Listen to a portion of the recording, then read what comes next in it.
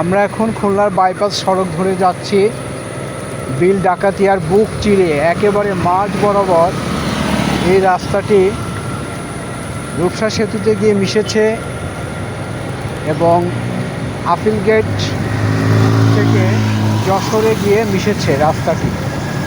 এই রাস্তাটি গুরুত্বপূর্ণ খুলনা এবং যশোর বেনাপোল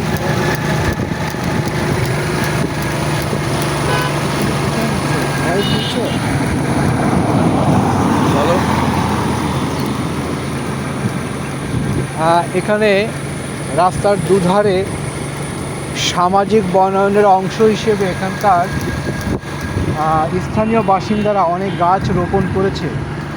সরকার এবং পাবলিকের যৌথ সহায়তায় এখানে বনায়ন হয়েছে। এটা সামাজিক বনায়নের আমার ডান রেল লাইনের মধ্যে ঢুকো। আমার ডান এবং বাম পাশে গাছ।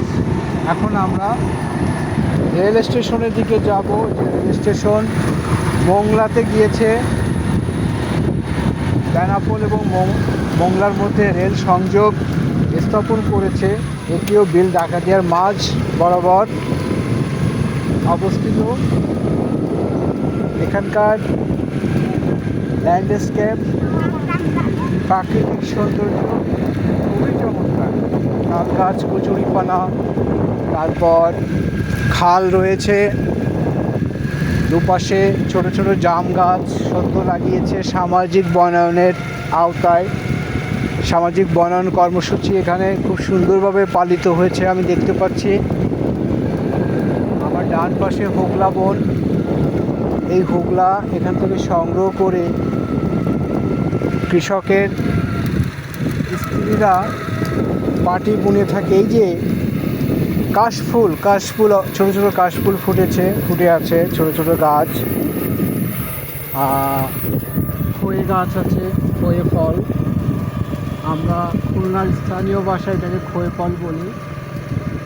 এবং আমাদের উপর দিয়ে 1 লক্ষ ভোল্টের বৈদ্যুতিক খুঁটি চলে গিয়েছে। ডিটেলস না বললেও আর ভিডিওটা অফ করে দিলে। হ্যাঁ।